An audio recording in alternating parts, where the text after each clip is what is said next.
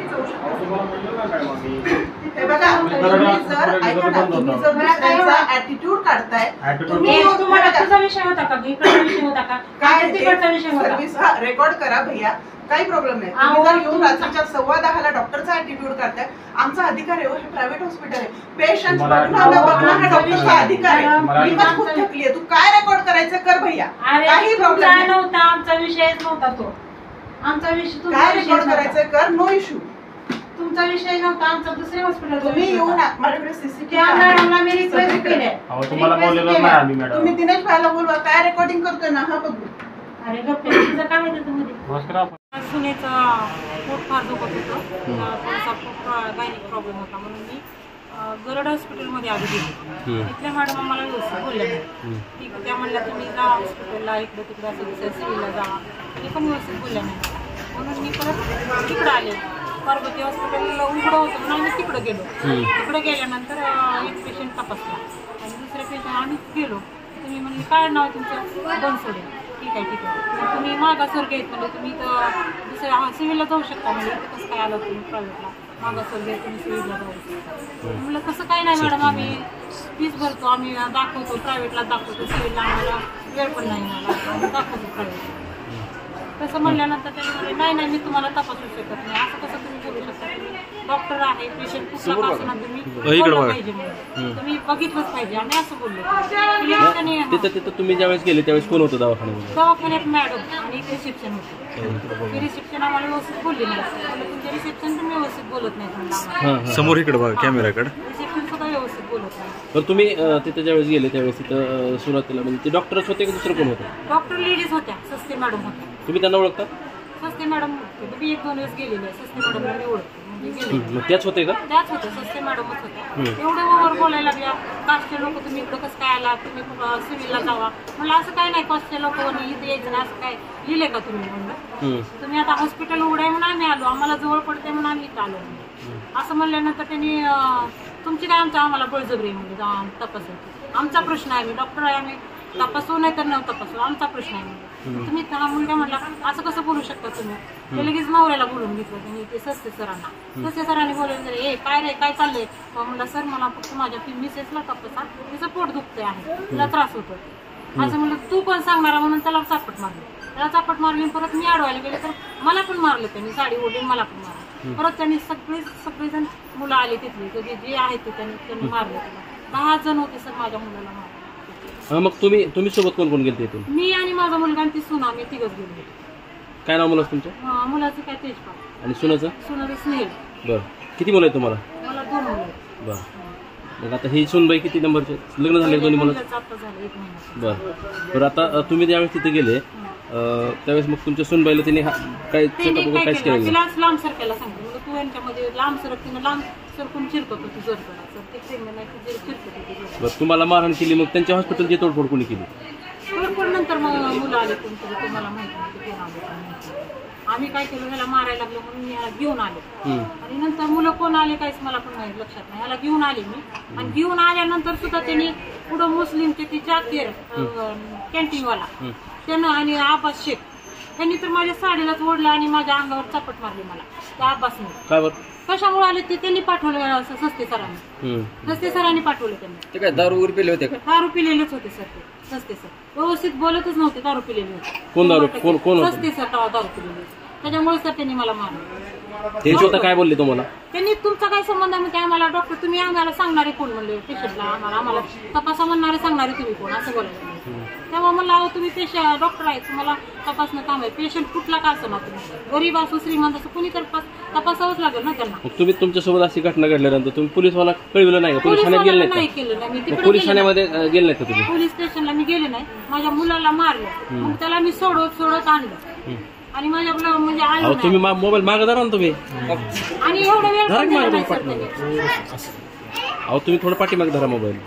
काय झालं त्याला? मी हॉस्पिटलच्या त्या गोळातूनच आणतच होते आणि आम्ही पोलीस स्टेशनला जायचंच आमच्या डोक्यात होतं की आब्बास आणि जाकीर त्यांनी सगळ्या घेऊनच आले, तुम्ही त्यांना ओळखता? माझे ते मुलगा एक भावाचा बहिणीचा मुलगा, हा त्यांना ओळखते. बहिणीचा मुलगा एक आला होता काय झालं म्हणून, तर त्याला इथं बघा माझे 5 टाके. हॉस्पिटलची तोडफोड कोणी केली काय कळालं तुम्हाला? तुम्हाला ते काय कळालं नाही, त्यांनी मला कोण पोर आले गेले काय लक्षात आलं. बरं आता मग तुम्ही हॉस्पिटलला कधी आले इकडं?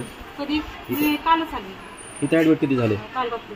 बरं आता काय तुम्हाला कुठं मारून झाली? तब्येत वगैरे कशी आहे? माझी मला डोक्याला मारलेलं आहे, सरांनी मला असं आपटल्यासारखं केलं, डोक्याला पडली होती मी. एक साईड माझी पूर्ण दुखायला. डॉक्टरचं काय म्हणलं? डॉक्टर इथली डॉक्टर काय म्हणाले?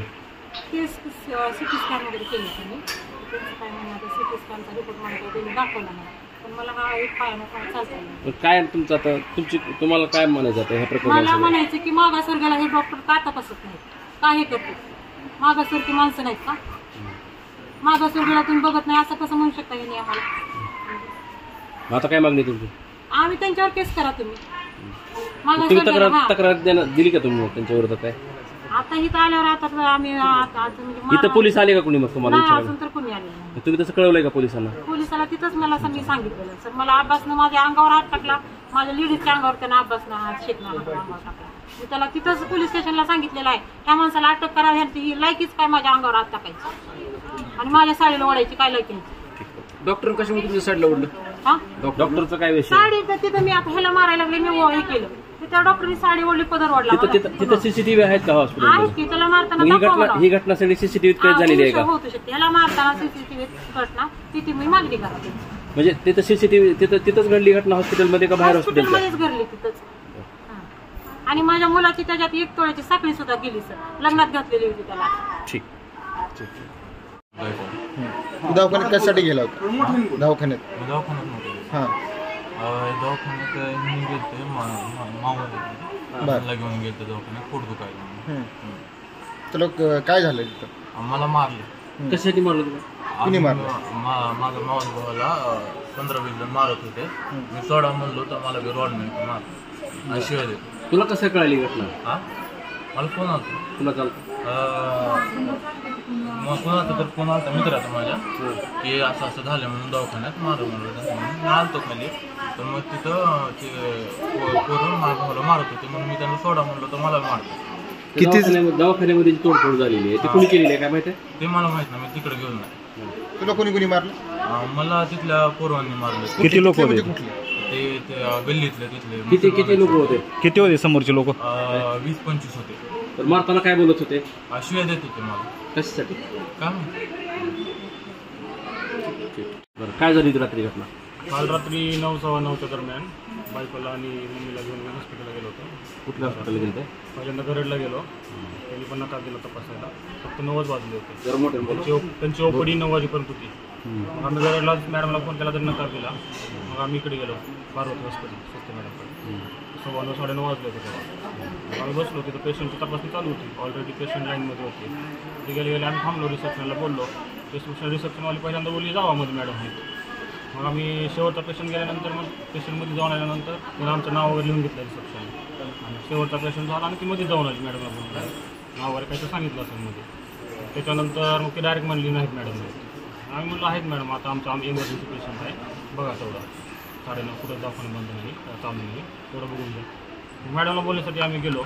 मॅडम मला रिक्वेस्ट केली, मॅडम आमच्या पेशंट इमर्जन्सीमध्ये जास्त पोट दुखायला जाते बसून, तर आपण थोडं गोळ्या औषध देतो ते ॲटलिस्ट. तर मॅडमचं म्हणणं त्यांचं वेगळ्या पद्धतीनं बोलणं, आईला उलटं बोलणं. तुम्ही नंतर म्हणलं की हे काय सिव्हिल हॉस्पिटल नाही आहे, कधी उठून यायचं, प्रायव्हेट हॉस्पिटल आहे, आमचं दुकान आहे, तुम्हाला काय करायचं करा. त्याची क्लिप आम्ही रेकॉर्ड केलेली आहे.